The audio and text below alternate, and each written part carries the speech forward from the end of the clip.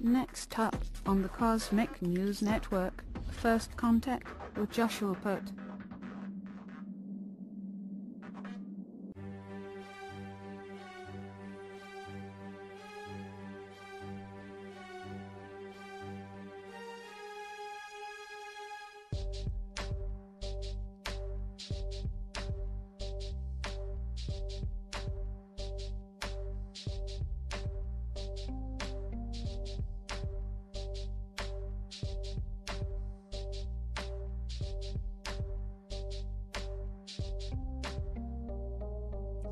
Good morning, Earthlings. How you doing today? Welcome back to First Contact Radio. Glad you could be here as always. Today is the 16th of August, 2016. Our sun sign is still in Leo. It's going to be there all the way till next week on the 22nd, where it changes into the next sign. So we've got a little bit less than a week to go in this particular sun sign. And our moon sign yesterday it was in Capricorn, made the transition, and at 6:52 a.m. it officially went into the next moon sign, which is Aquarius. So what we have here is we have a fire sign in Leo, and we have a air sign in Aquarius. Now I know Aquarius has the squiggly lines, it looks like water, but it is air, and it actually gives us a clue because air can be very water-like in the way it looks and how it moves, how it flows in waves, and so on.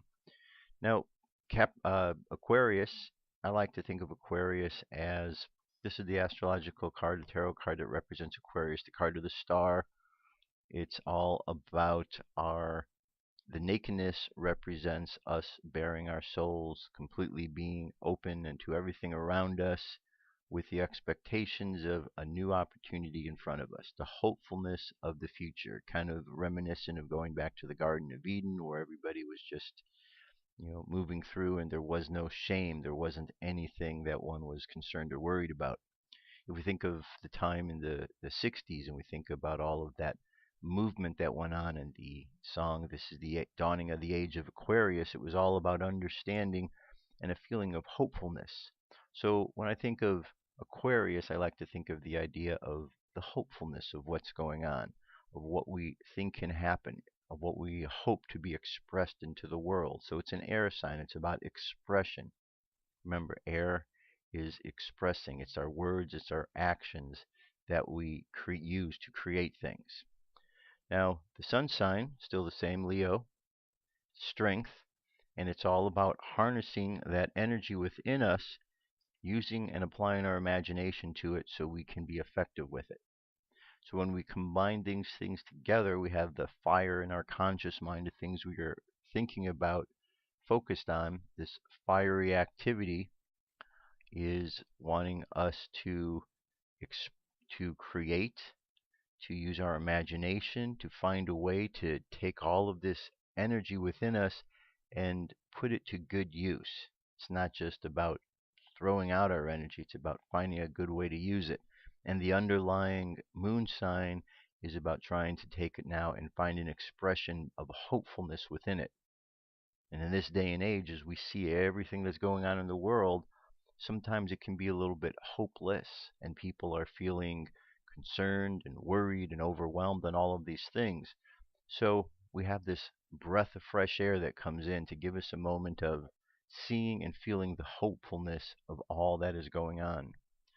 Okay, so that's our sun and our moon signs.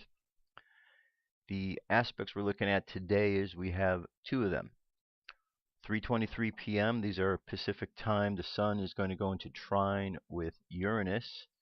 Uranus is some sort of surprise, unexpected events, things of that nature. So our conscious mind dealing with this idea of using our imagination to tame that beastly energy within us is now going to be in a place, a trine, a nice, good, positive flow of energy where something unexpected is going to provide us an opportunity for us to be able to now utilize this energy, to use our imagination, something stimulating us to move forward with all that we really want to move forward with. And then at 5:50 p.m., We have a sextile with Mars and the Moon, so Mars is giving a dose of energy, like a shot of adrenaline. What we do with it, well, that's up to us. Here, it's in regards to Aquarius. So a shot of adrenaline and our feeling hopeful about things. Okay? Sextiles are also positive flows of energy. So there's a lot of hopefulness that is going on today. Hopeful as opposed to hopeless. And that's a good thing. We'll talk more about that as we go throughout the show because it kind of plays into the theme today. The moon phase, 96.2% of the way there. It's a waxing moon. 2 days away from the full moon, which will be on Thursday, after Thursday morning actually, 2:26 a.m. On the Jewish calendar, it is 12 Av. We're still in that window of time around 9 Av. That just occurred over the weekend here on Saturday going into Sunday. So we're within that window of time when there was a lot of challenges that have occurred historically on that particular date. We do see a lot of challenges going on in the world right now, which definitely tie into some of that idea. Daily thought, a different peace. True peace is not a forced truce, not a homogenization of differences, not a common ground that abandons our home territories. True peace is the oneness that sprouts from diversity, the beauty that emerges from a panorama of colors, strokes, and textures, from the harmony of many instruments, each playing a unique part, not one overlapping the other's domain by even the breadth of a hair.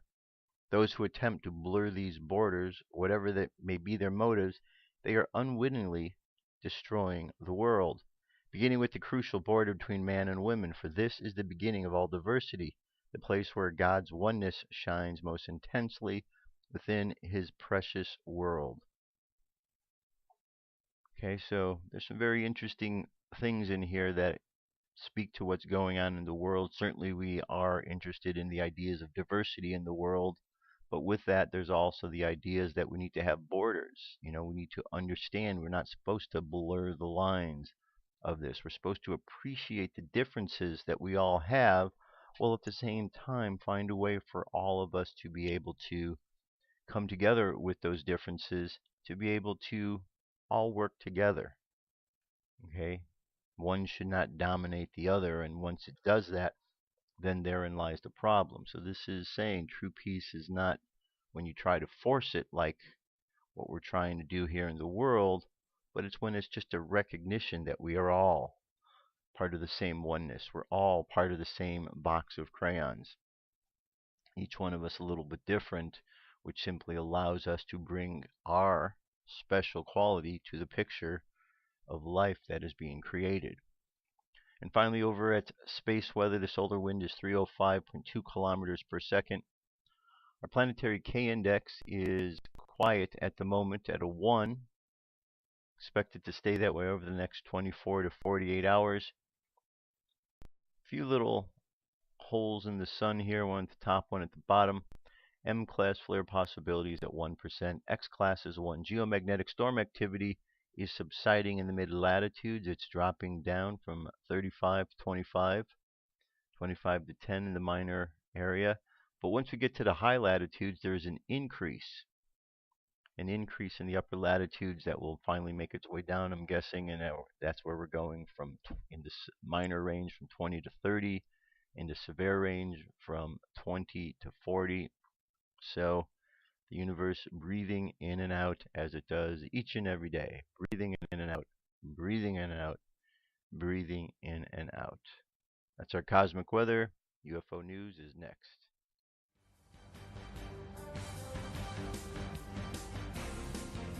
This is the UFO News with Joshua Poet.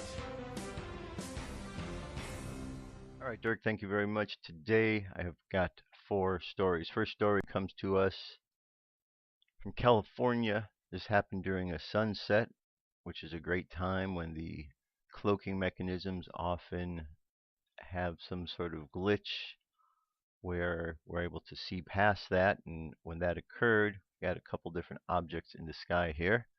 These UFOs were caught during the sunset, which makes them easier to see, both cylindrical shaped and following one another. This is an amazing catch, and clearly they are both similar objects. As you see from the close-ups I made, these look similar to UFOs that were reported over Vegas and Denver over the last few years. Here's the eyewitness.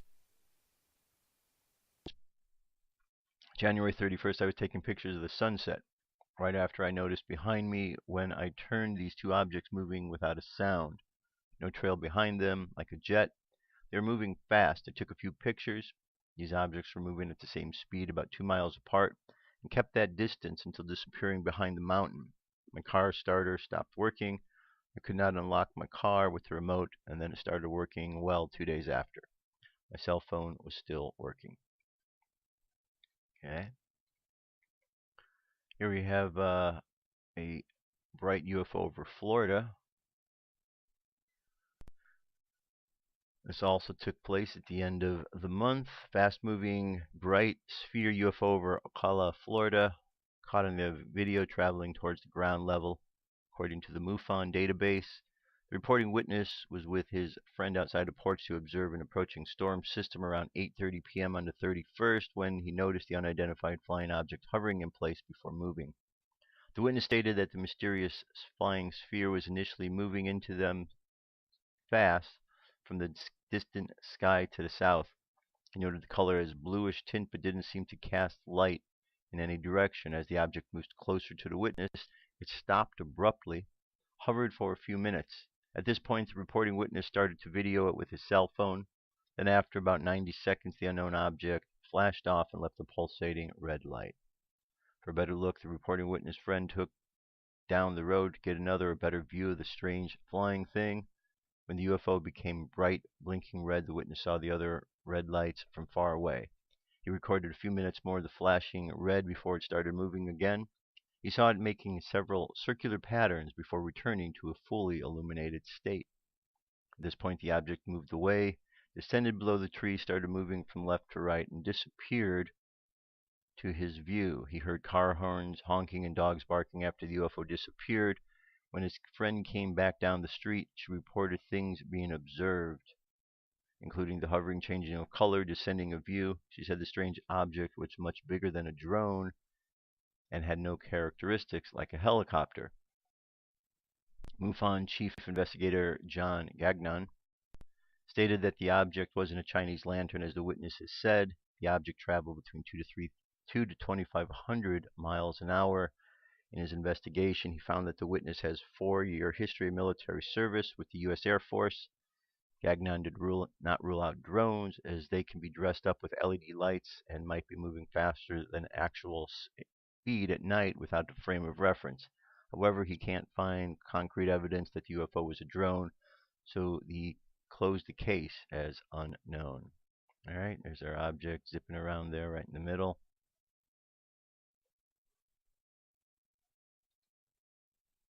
Okay, video's available so you can check it out. Here we have a UFO 500 feet near Pennsylvania witness. Pennsylvania witness at Monroeville reported watching and photographing an orange orb-like object that hovered and moved at 500 feet, according to the testimony from the witness from the MUFON database. The witness said his co-worker and he were sitting outside on a porch smoking a cigarette at 8:56, again on July 31st. This is the third one that occurred on that day when the incident occurred. Humming through the air, changing colors, the witness stated he stopped fast in midair, went right after a couple of seconds, and then shot west, stopped, and then shot off the rest of the way. They saw a light to the southeast and watched it move from the southeast to the south and then stop and hover for about 20 seconds or so.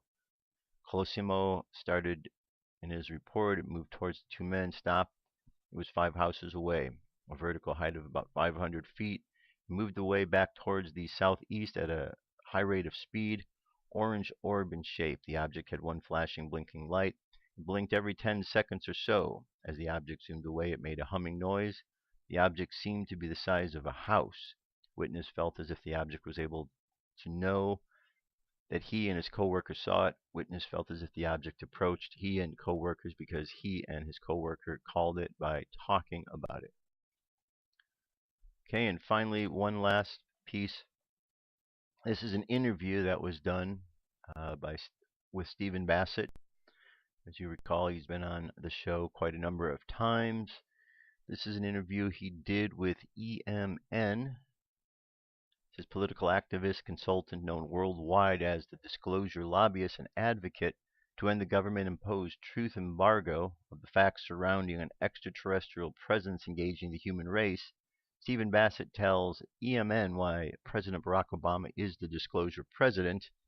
In this one-on-one exclusive EMN video interview, Bassett unabashedly claims that the first head of the state that makes the announcement that the extraterrestrial presence is real will be one of the greatest political legacies of all time.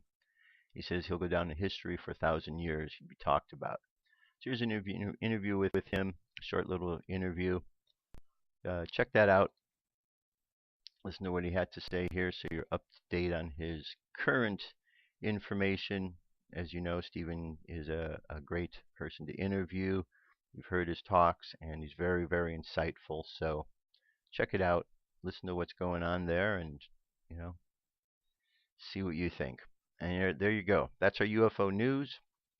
I will be back momentarily, and we shall continue on. Come into our circle, Great Spirit. Fill our souls with peace.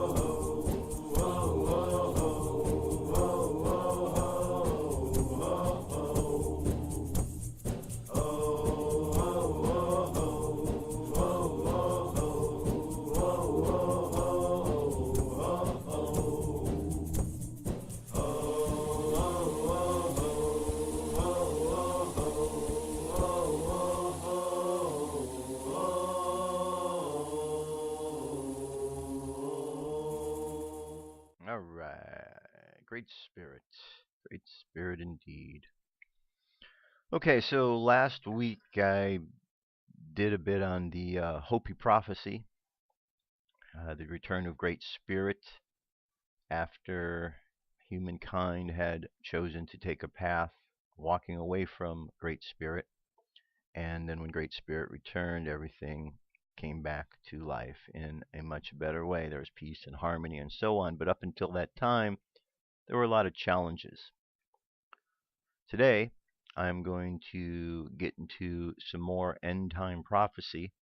And this is going to be in regards to some of the biblical and the apocryphal books that are out there.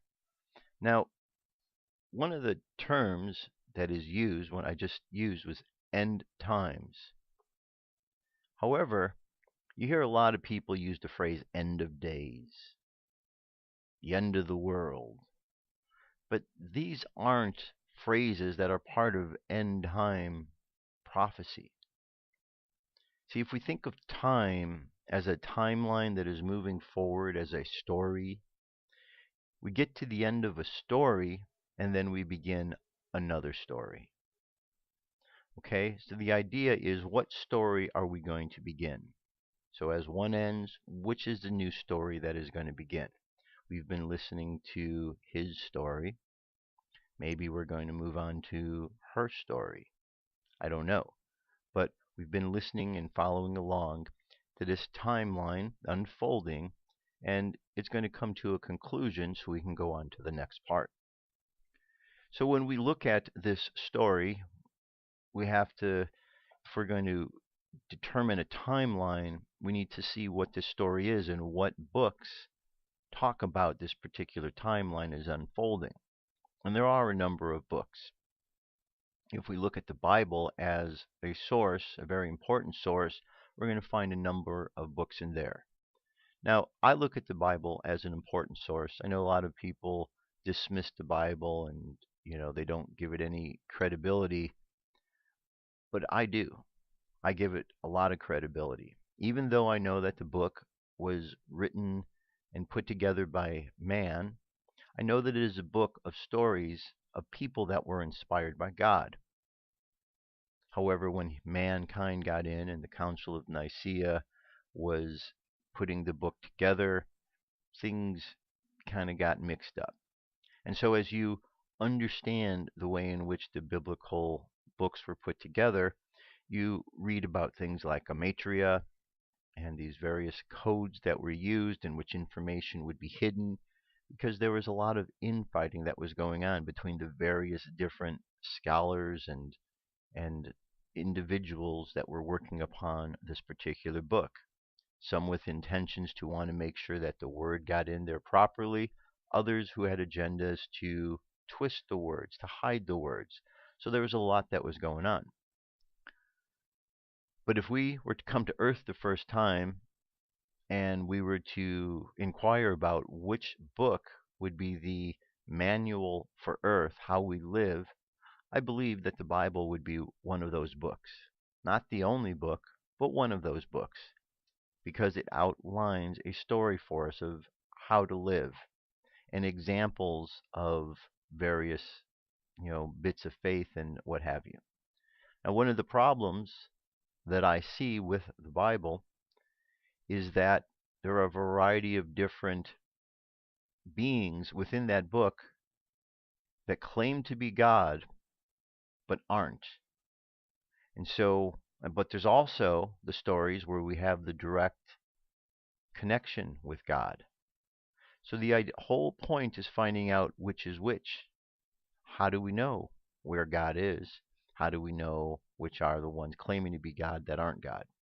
And therein lies the problem, the challenge, and that often is the great source of debate that goes on, and oftentimes argument, because people have different ideas about what's what. Now, I think the Bible is a book that is something that we look at on many different levels. Some people look at the Bible and cling to every single word that is in there as if every single word is gospel truth. Other people look at that and say not every single word is gospel truth. You have to look beyond the words because man came in and man was the one who ultimately put together, and man added in words that shouldn't be there, or man took out certain words. But you can't hide the Spirit of God that is within it, so therefore you have to seek it out. Jesus, who is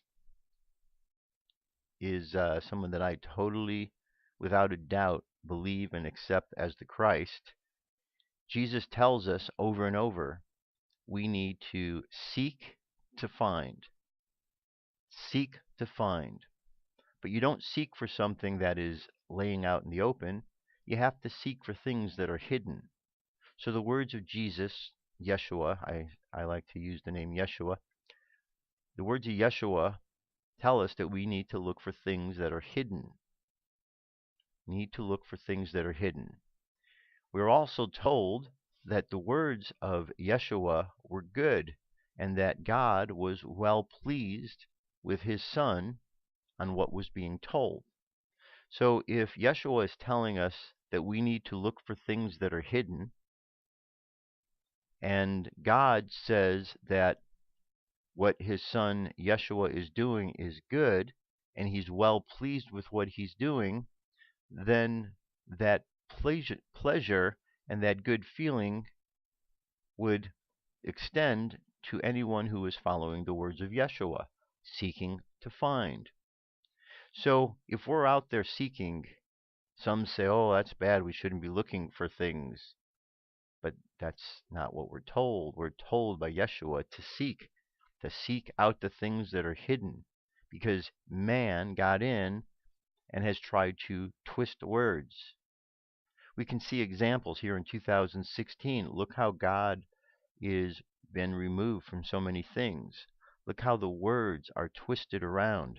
So we have to seek out hidden places where God is. One of the places where God is hidden is right inside. And it's not really hidden. It's maybe hidden from view, but we all know that that's where the true source of connection is. It's not a source that comes and hits us from the outside, but a source that emanates from inside outward into this physical reality. Because the Word and the world, rather, where we understand this being of God comes from, is the immortal realms, the invisible world. And that manifests through us, so we become visible and manifest in this physical reality. Manifest coming down from the world of spirit, fire, water, air, and then finally earth. Okay? So here we are in the physical world. We are looking for God, which is hidden, sometimes in plain sight, but we have to seek out that which is hidden, the things that are not necessarily right in our view, because this was how the various scholars put these books together. Some of the books that are in the Bible are there for specific reasons. Some didn't make it in for specific reasons because they gave information that those men putting the book together didn't think they wanted humankind to know. Well, it's not really up to man to decide which of God's words should be shared. It's man's job to simply present that. So the fact that man decided that there were going to be certain books that were not going to be included in the Bible, well, that's where man already got in to try to hide or distort part of those words. So we're going to look at all of the various books that are working together to tell us a story. Book of Revelation is one of those. The Book of Daniel is another one.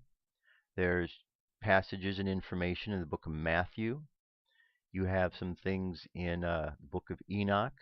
These are some of the big ones that are out there. So first thing I pulled up here, this is a biblical comparison between the Book of Enoch and the Bible. It says many have questions about the Book of Enoch and the Bible. The Book of Enoch is a book that many believe to be an authentic prophecy for the end times. Enoch was the seventh person in the bloodline from Adam. The Bible said that Enoch walked with God. The Book of Enoch shares some interesting events. It speaks of the angels and give detailed descriptions and explain their administration. It also possesses some end time information that we will compare with biblical scriptures. So if we scroll down here, what I want you to see on this page is this comparison index here, where you can get the biblical passage here and then make a comparison to the Book of Enoch and the various chapters here. Okay? So I'm going to leave this for you to do. I'm just going to skip ahead because I've got a bunch of pages open. I want to follow a line of thought here. We're going to start off with the Book of Enoch. Chapter 1. The words of the blessing of Enoch, wherewith he blesseth the elect and the righteous, who will be living in the day of tribulation, when all of the wicked and the godless are be removed. And he took up his parable and said, Enoch, a righteous man, whose eyes were opened by God, saw the vision of the Holy One in the heavens, which the angels showed me, and from them I heard everything. And from them I understood and I saw, but not for this generation, but for a remote one which is for to come. Concerning the elect he said, and I took up my parable concerning them.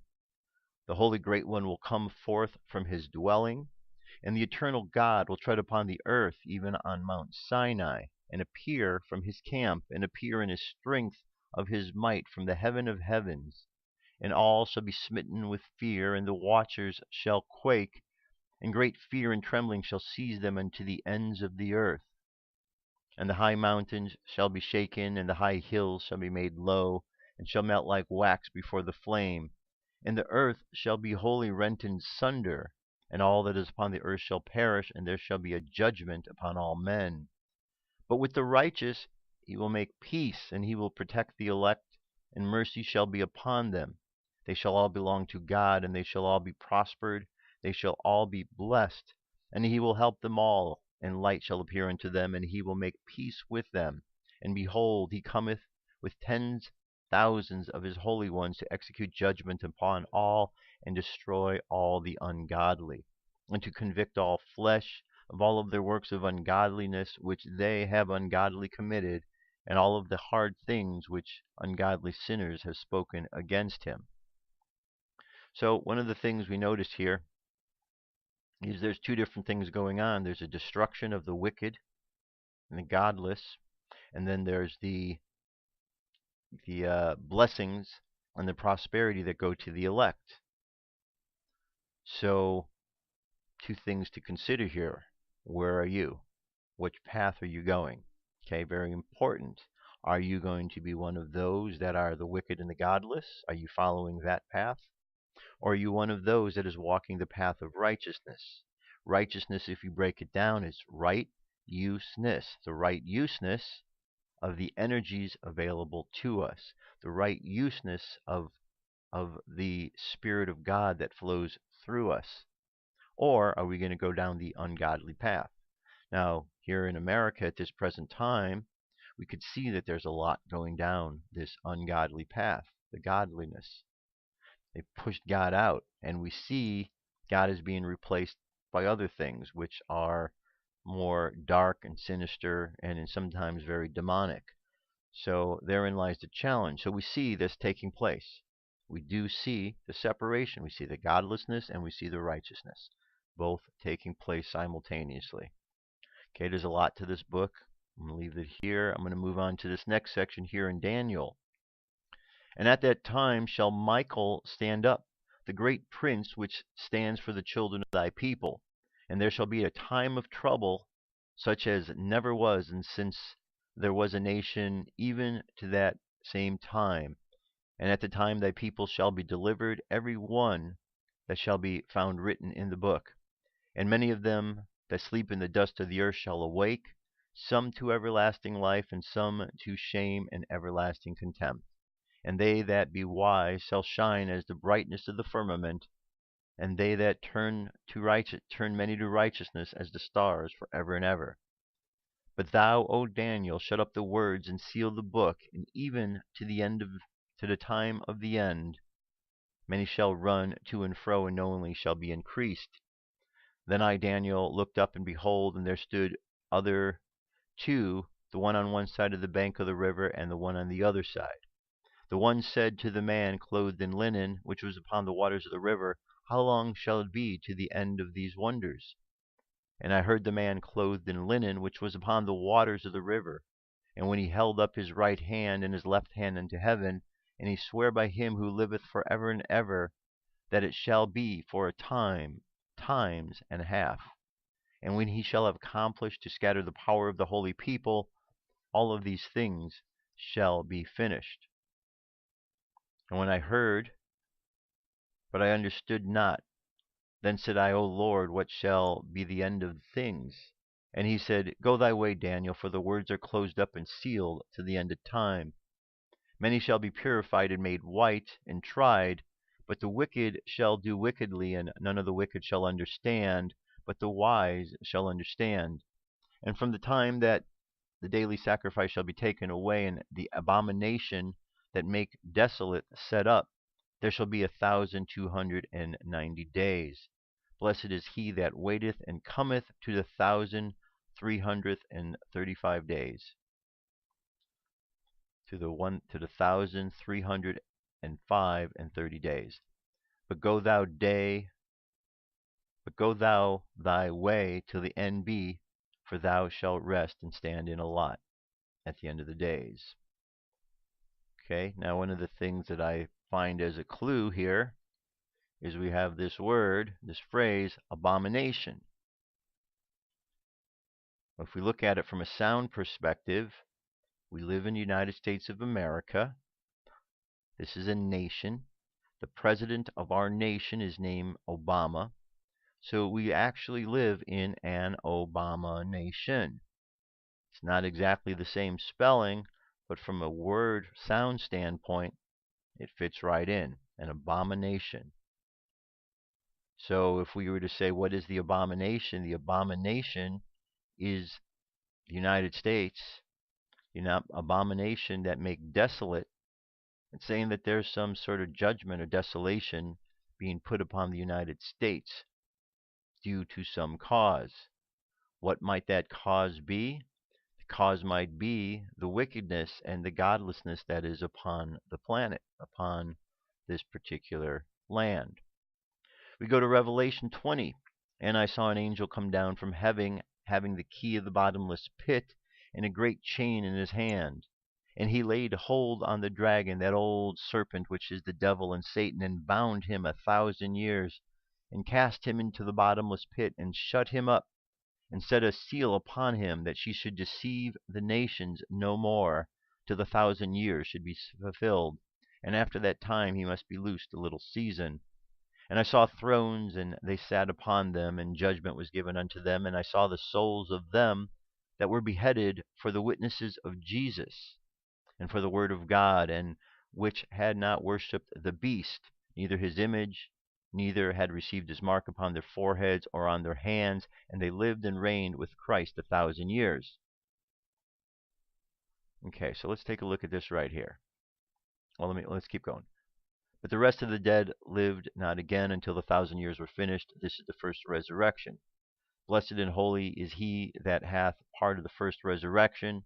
On such the second death hath no power, but they shall be priests of God in Christ, and shall reign with him 1,000 years. And when 1,000 years were expired, Satan shall be loosed out of his prison.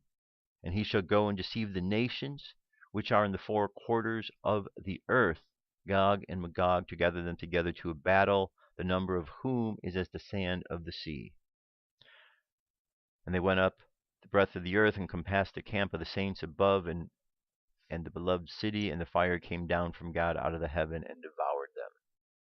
And the devil that deceived them was cast out into the lake of fire and brimstone, where the beast and the false prophet are, and shall be tormented day and night forever and ever. Okay, so let's take a look at this here. This was a very important part. Saw the thrones that sat upon them, and judgment was given unto them. And I saw the souls of them that were beheaded for the witness of Jesus. Well, beheaded. Very interesting. Who's doing the beheading in this day and age? Those from Islam. The extremists are out there beheading people. As a matter of fact, they've been beheading for a long time. So we have a sense that someone who's beheading others, this isn't a good one. And they're beheading because they believe in Jesus. They believe in Christ. Well, we have Islam, which doesn't believe in the Christ. They only believe that Allah is all there is, and Allah didn't have any son. Therefore, the Christ is not Allah's son according to their particular religion, and anyone who believes that is simply committing blasphemy. Therefore, you are an infidel and are to be beheaded. The Islamic religion, by very definition of not believing in the Christ, is anti-Christ. Okay? So we have an anti-Christ religion being spoken of right here. And we can see it in the world, spreading throughout the world, spreading throughout America. Now, here we have a page, the Bible sign of the end times. And I wanted to go through this list here.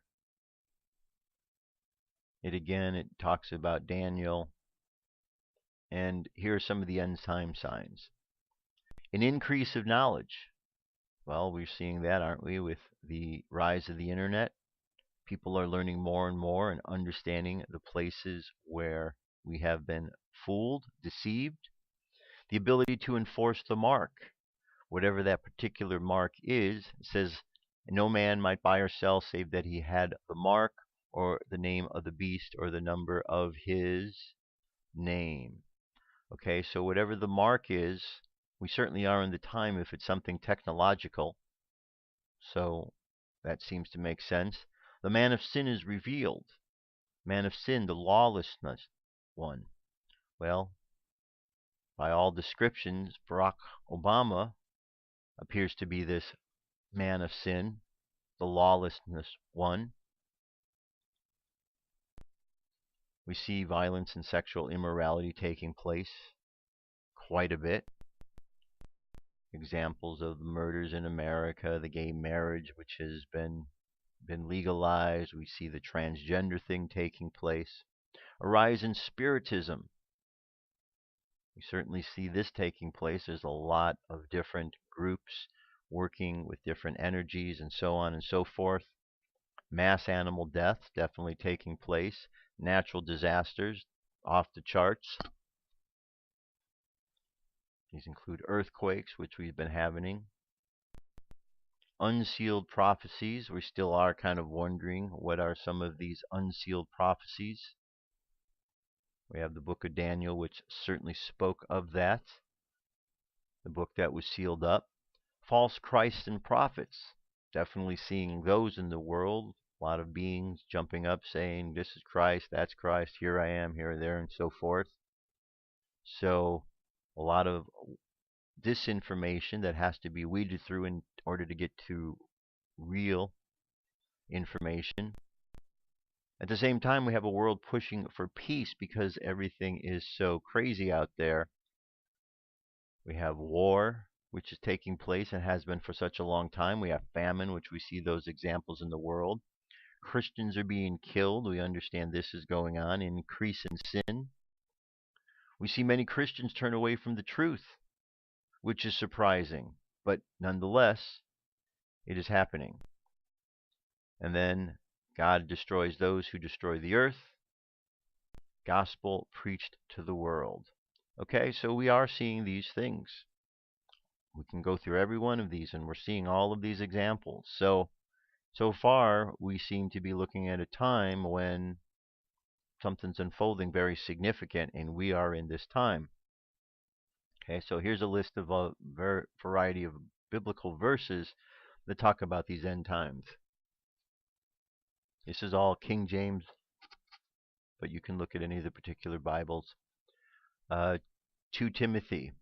This know also that in the last days perilous times shall come.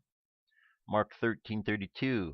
But of that day and of that hour knoweth no man, no not the angels which are in heaven, neither the Son, but the Father. Matthew 24:7. For nation shall rise up against nation, kingdom against kingdom. There shall be famines, pestilences, earthquakes in diverse places. Seeing that. Luke 21, and great earthquakes shall be in diverse places, and famines, and pestilence, and fearful signs, and great signs there shall be from heaven. Matthew 24, 1 through 51. Jesus went out and departed from the temple, and his disciples came to him for to show him the buildings of the temple. Revelation 13, and he that causeth all, both small and great, rich and poor, free and bond, to receive the mark on their right hand or on their foreheads.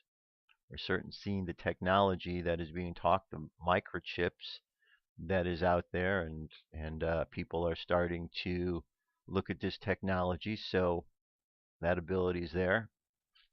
Job 2:28, and it shall come to pass that I will pour out my spirit upon all flesh, and your sons and your daughters shall prophesy.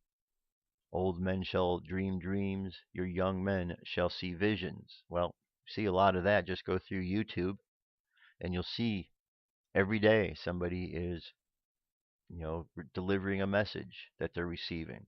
And when you look at the messages, they're all very similar in content.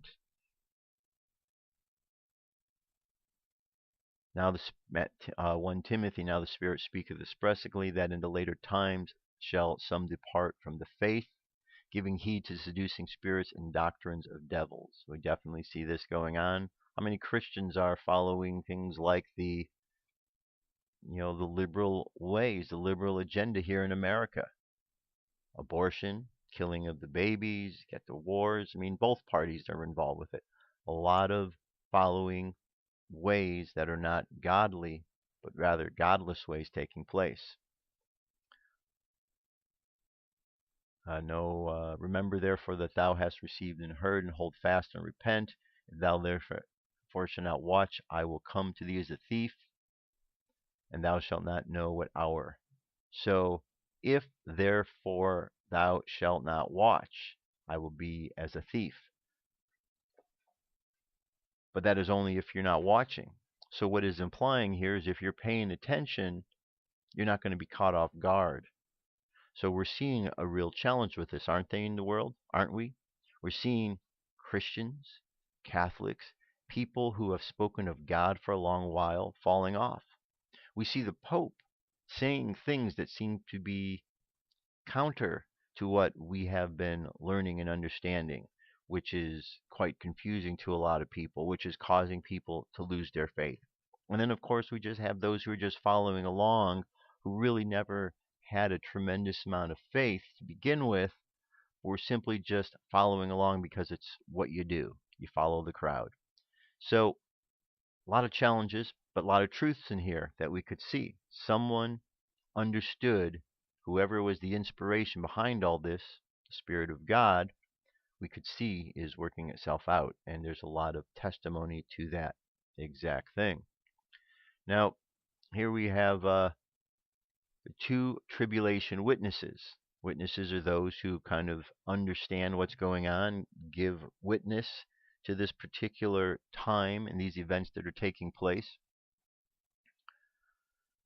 It says they will be wearing sackcloth, perform miracles, perform their ministry of prophesying for God for 1260 days.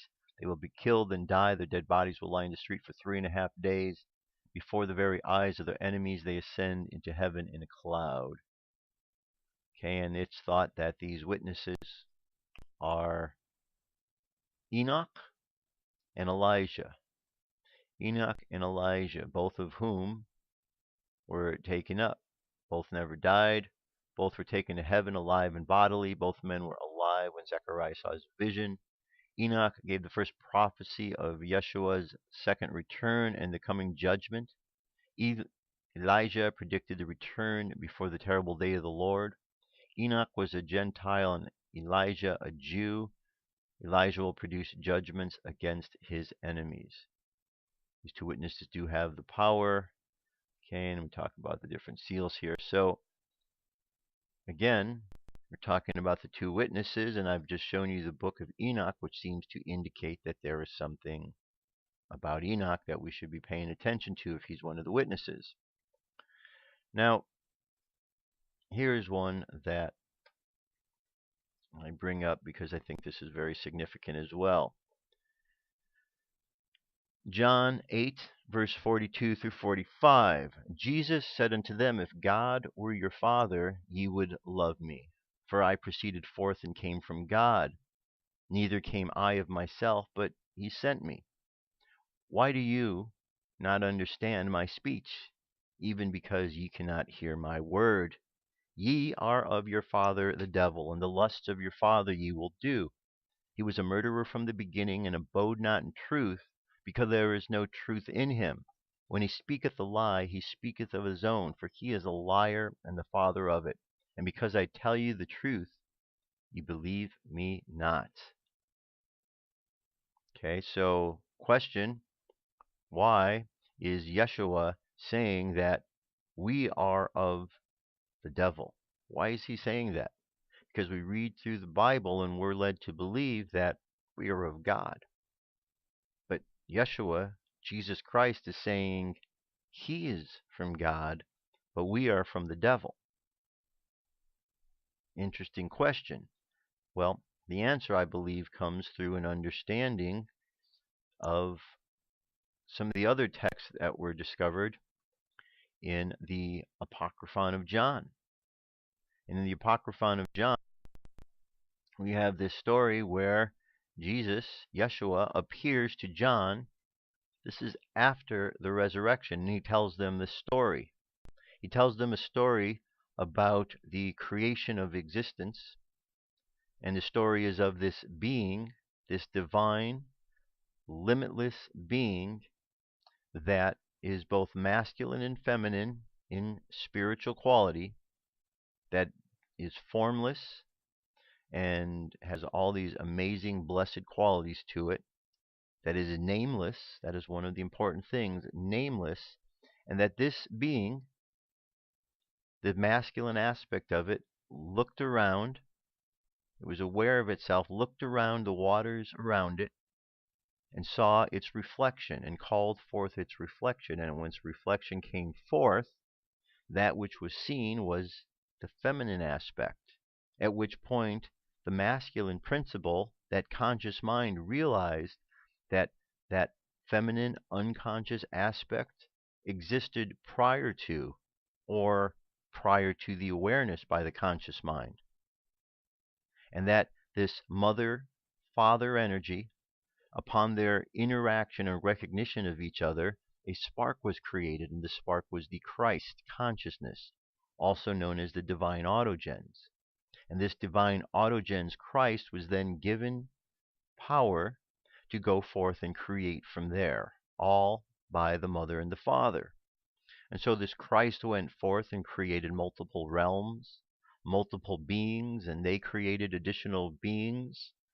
And this continued to trickle down until in one of these lower realms, as things were getting energetically lower and more dense towards manifestation, there was a being known as Yaldabaoth, which came into existence in an unnatural way. Yaldabaoth then was cast out into the world and then took residence upon the earth. And while upon earth was making strange declarations as if he was the be-all, end-all of everything. He was able to create by using the tools around him to put things together. Wasn't able just to create out of thin air, but was able to utilize and create what he already knew. So therefore, Earth and the existence of Earth and the beings were all kind of copies of something known from elsewhere.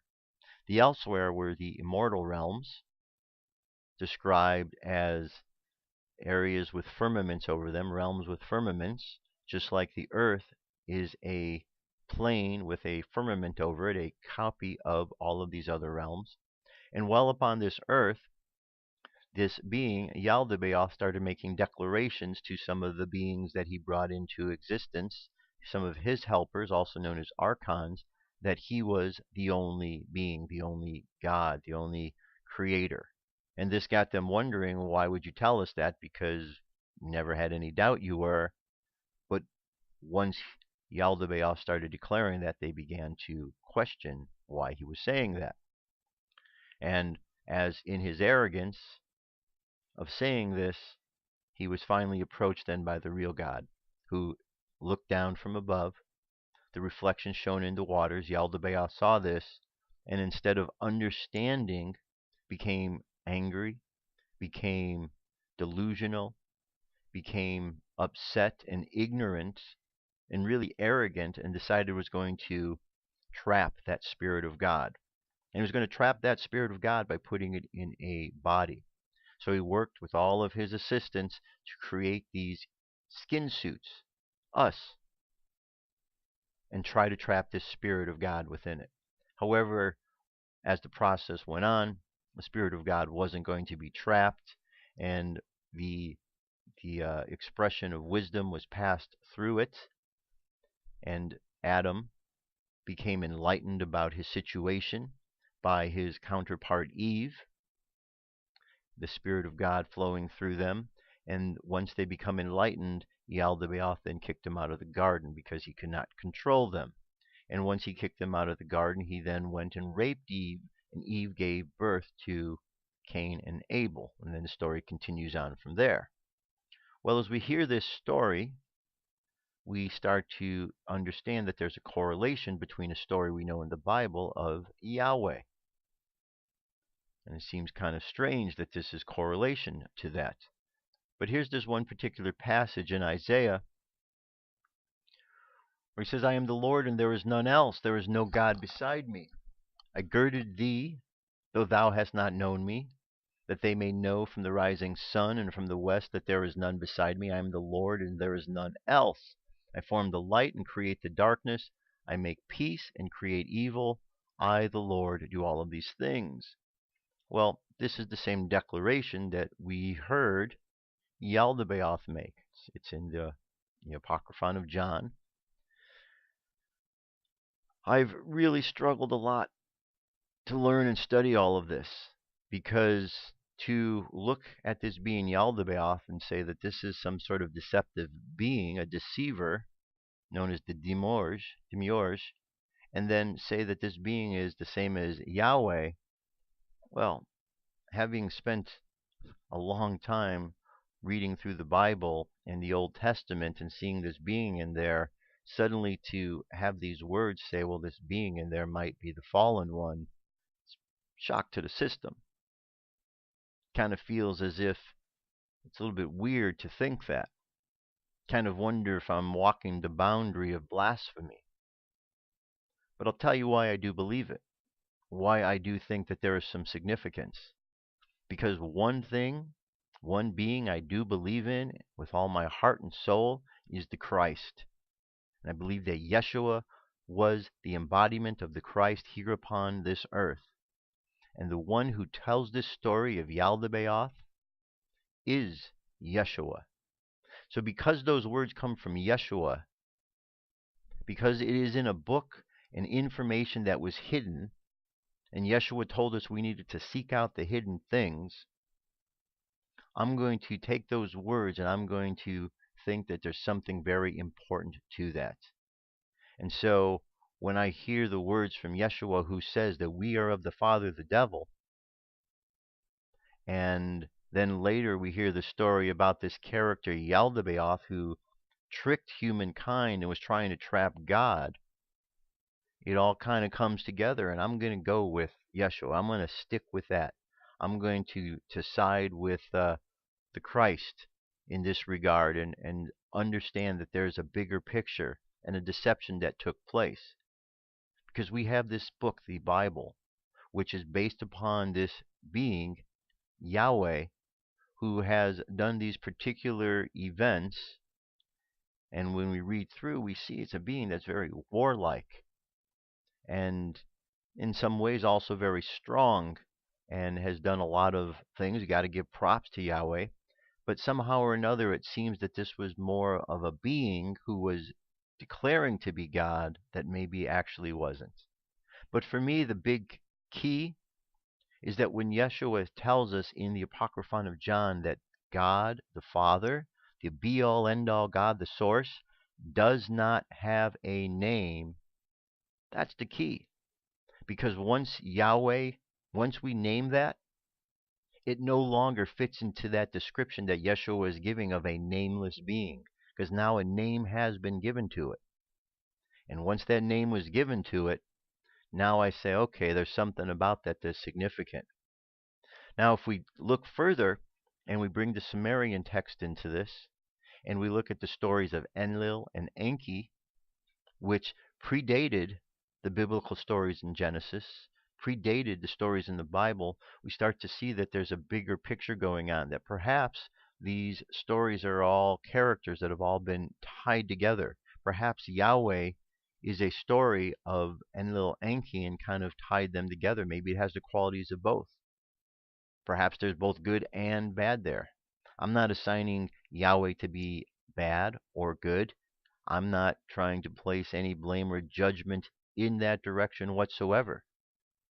I'm understanding simply that this was most likely, per the descriptions of Jesus, Yeshua, that this being might have just been another being upon this planet declaring to be God, but maybe wasn't. Maybe was a great ruler, but wasn't the be-all, end-all source of everything.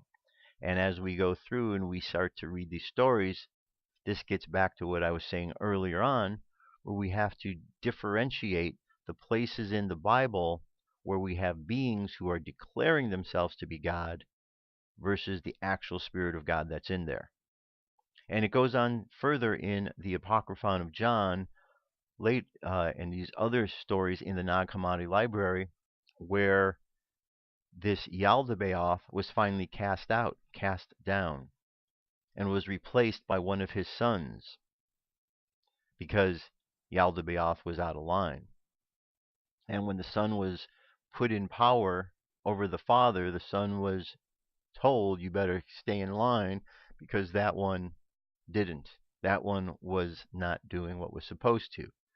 Well, if Yaldabaoth was the be-all, end-all of everything, how could he be cast out? Who would be there to cast him out? There wouldn't be anyone. The fact that there was someone to cast out Yaldabaoth means that Yaldabaoth was a being lesser than the being that cast him out. And when we see the stories of Yaldabaoth mirror that of Yahweh, it starts to help us understand a little bit that there were multiple beings that are in the Old Testament that are discussed. One of the terms is Elohim. It means many different gods, more than one.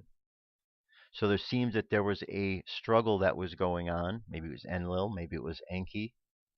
Whatever the case may be, there was a power struggle that was taking place, and there were different beings declaring different things.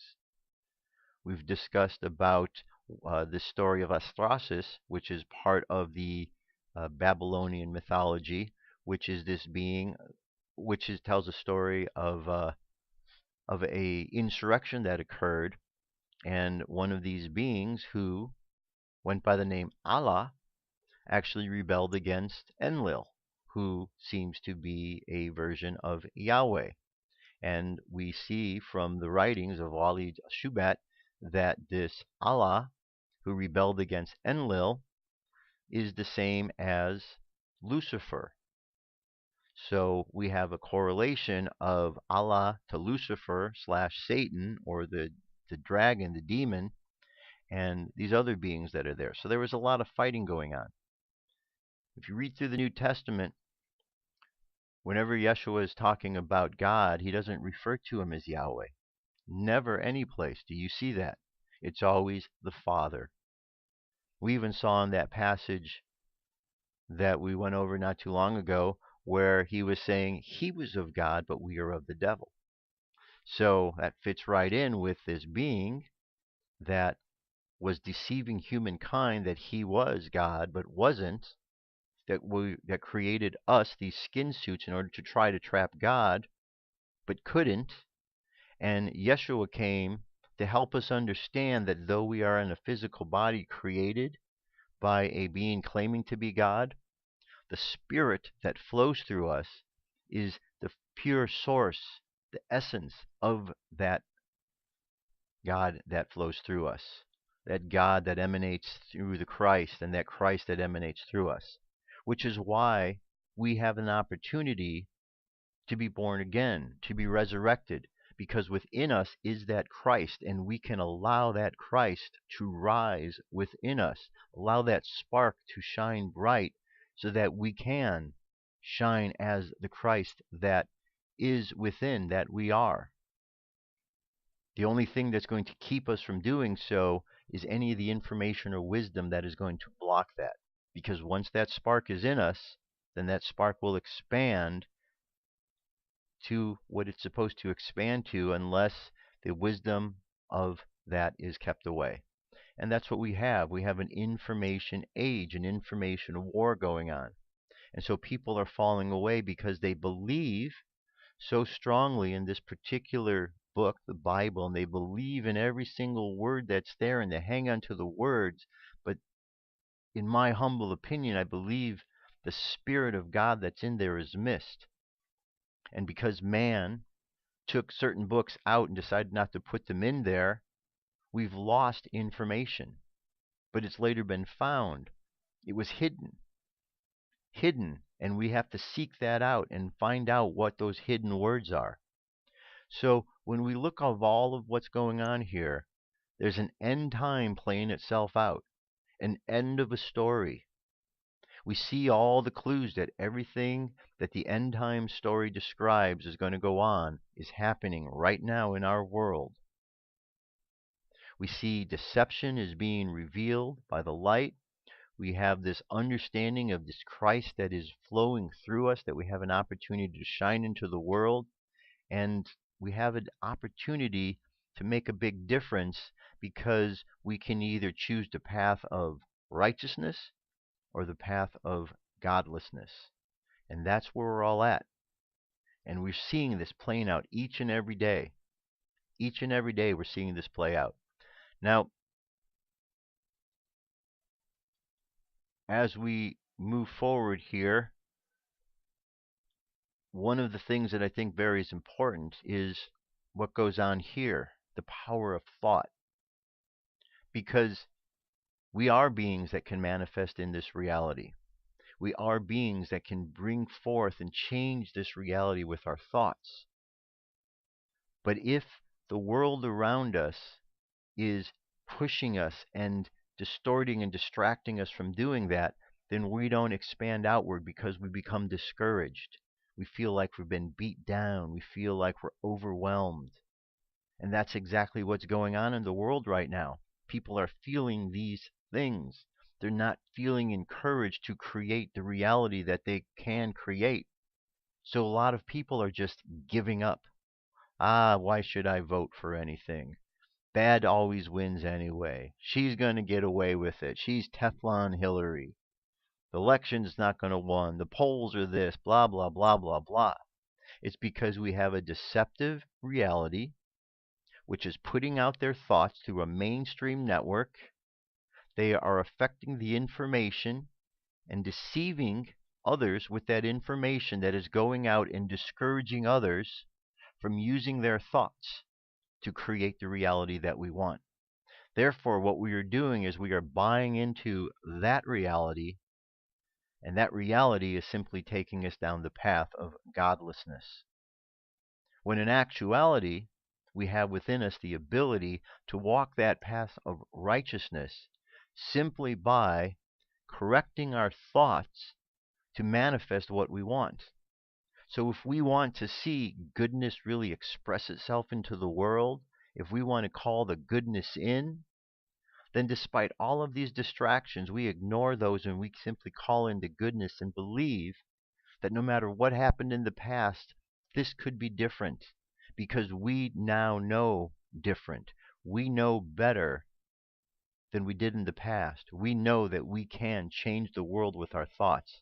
And if we all think that good is going to win and bad is not, that bad is going to get pushed away, if we understand the words that are in these books promising and telling us that there is a return of a spiritual hierarchy that is going to come and move the godlessness out of the path, then that is what we're going to manifest into our reality. So this article It's very insightful. It's called The Power of Thought, your ability to influence the lives of others and the responsibility it carries. So before we get into the actual mechanics behind thought creation, we're going to devote a chapter to the establishment of good consciousness. Good consciousness is the constructive use of your thoughts. As your reality creation skills improve, so will your ability to affect the lives of those around you. When your ability to affect the lives of others increases, good consciousness becomes important, if not mandatory. Your thoughts not only influence your own life, but have an influence over the lives of others. This influencing is noticeable to some degree in your life now. For example, how many times have you said, I know that was going to happen to them, or I had a feeling that might occur? Well, however shocking this idea may seem, in many of those precognitive instances, you helped to create this event at the very moment. Okay? So we can all make a difference of what's going on in the world simply by believing one way or the other. So as we go through the world today, as we go through the experience of this day, and we hear the stories about all the challenges taking place, we know now that we can participate in affecting a change there by what we believe. We can believe that war is going to continue on. We can believe that. We can go with that idea and feel hopeless. Or we can believe that our thoughts can be those of peace, and we can put so much in the world and so much the ideas of righteousness in the world that all of that stuff gets washed away. Now, is everyone going to do that? Probably not. That's why the Bible says, and these books all say, there's going to be one path that's going to go the path of righteous and one that's going to go the path of godless. Just the way it's going to be. So we need to use our thoughts, and we need to really focus where we're going to be, because we're at the end of a story. We're at the end of a story, getting ready to jump into the next story. So when we go into that next story, perhaps it's those positive thoughts that are going to take us off in the direction of that story. Maybe there's multiple stories that are going to go on, and one story is going to be the continuation of all the dark, bad stuff that's going on for those who want to keep going that way. We've heard the stories of the separation of the earth, the new heaven, the new earth. We've heard what Dolores Cannon was talking about the earth separating, one lower density going one way and the other higher density going the other. Choices are ours, my friends. It's all about what we think, what we feel, and how we express it into the world. And ultimately, it's about understanding that this power, this source of God, this Christ light, it emanates out and it shines through us. And all we have to do is let it shine. Get rid of the distractions, or laugh about them. Don't let them affect you. That's why we put on the armor of God. We put on that armor to block all the negativity that comes our way, so we can go forth into the world as warriors. Sometimes you have to be a warrior. You have to put that armor on. Michael is a warrior angel. Yeshua is a warrior. These warriors came to show us how to move through this. Got to be strong. Got to be stronger than the enemy. And the great thing is, we are stronger than the enemy because of the source that flows through us. We just have the enemy convincing us that we're not as strong, and so we're bought into that belief. That's it. So we look at the whole beastly system that's going on.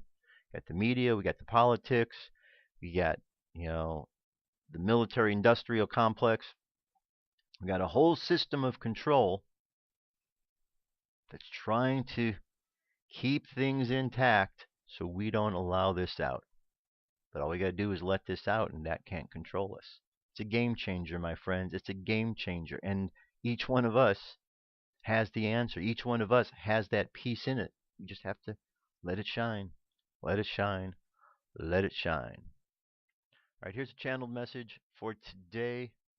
This is Archangel Gabriel. Archangel Gabriel Daily Message / Monday, August 15th. 2016 by Shelley Young. Many of you understand the concept of having soul contracts between you and others, but did you know you can also have soul contracts with the Earth? Your planet is a living being, and many of you have contracts with the Earth to energetically support certain areas. If you have been wanting to move but haven't been able to, no matter what you do, it is likely that you are in a soul contract that isn't complete yet. As soon as the contract is fulfilled, you will be swept along to your next locale, swiftly and easily, to start your next grand adventure. While we understand it may feel long and arduous to you right now, from a soul perspective you are extremely satisfied with your service and dedication to honoring your commitment. You will be happy to know that for a great many of you that phase is drawing to an end, and you will be released from that area and moving on to fresh vistas and forms of service that will be exciting and new. Archangel Gabriel. All right, very good. So again, what is it talking about? It's talking about the end of a story, right? The end of a story right there, the end of contracts, because we all have these particular agreements of where we're at, who we're interacting with, and then we move on to the next one when we're done with this. But I can tell you one thing for certain. We are all here for a purpose. We wouldn't be here if we didn't have something yet to do. Because this God, this spirit that flows through us, could do what we need to do without us. So if we're here, it's because there's a purpose for us to be here. Because we are a extension of that. We are aspects of God that are expressing and reaching out into this reality. And the more we allow that to shine, the more we understand and the more we're able to affect not only ourselves, but everything around us and the world around us. We have more power than we realize, so much more. And it's not just physical, it's beyond the physical. Let's close our eyes, take a deep breath, and exhale. Take another deep breath. Exhale again. Another breath. Exhale.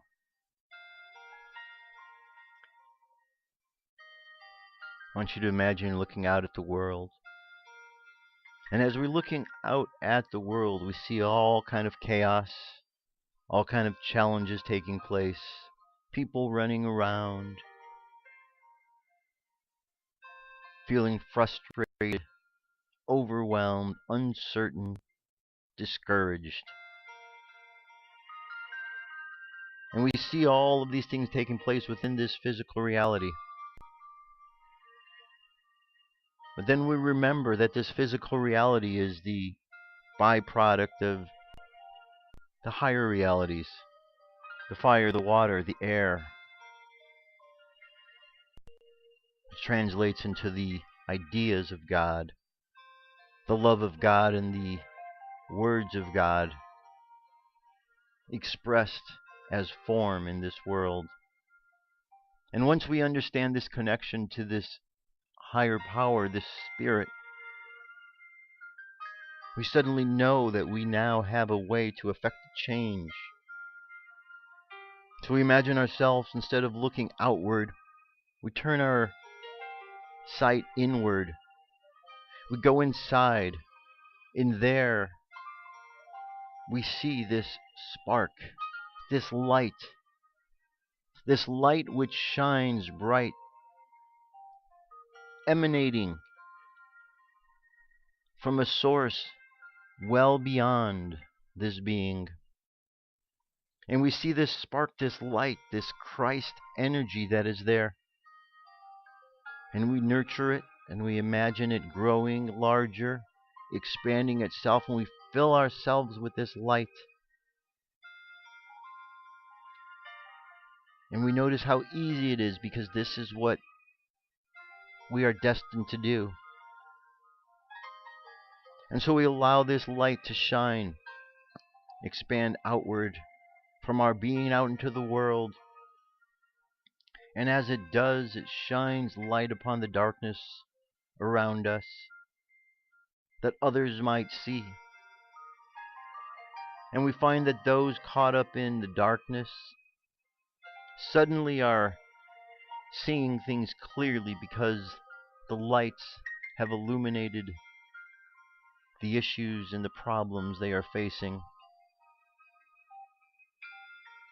And one by one, as we all shine these lights, we inspire others to shine the light within them, till soon all are shining bright, this light, this spark of divinity. And as that happens, we feel this ultimate presence of God shining in the world, and darkness dissipates. It has no choice. Heavenly Father, Heavenly Mother, we thank you this day for shining bright your light, emanating your life force through us. We thank you for the Christ that provides us with all the essence of knowledge and wisdom.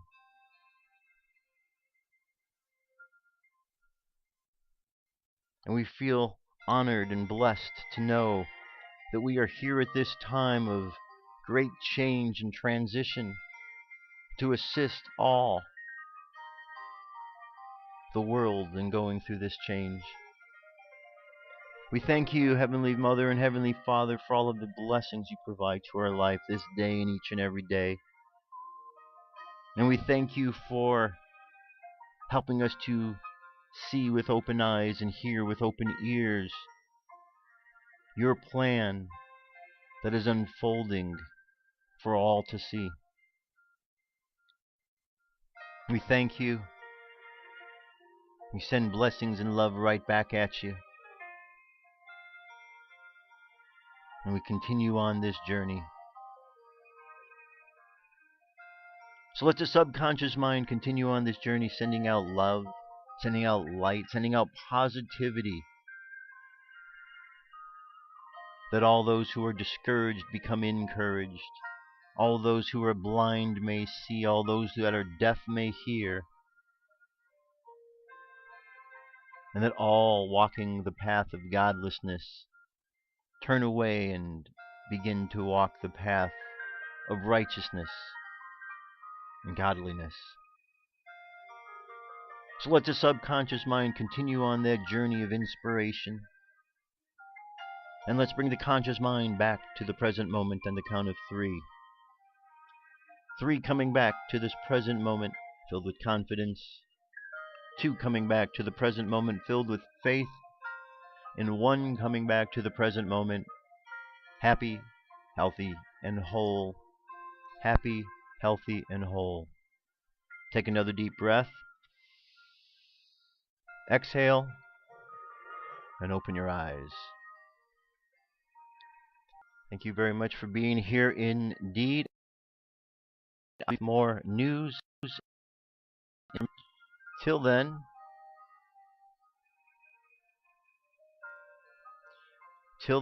have an awesome day. Just remember, everything's going to work out. We're all in this together. We have this amazing spirit flowing through us. All we have to do is let it shine. Let it shine, let it shine. So go shine, my friends, out in the world today. And notice the difference that goes on all around you. That's it. I'll talk to you later. I love you. Keep loving each other, and I'll talk to you soon. Peace. I'm out of here.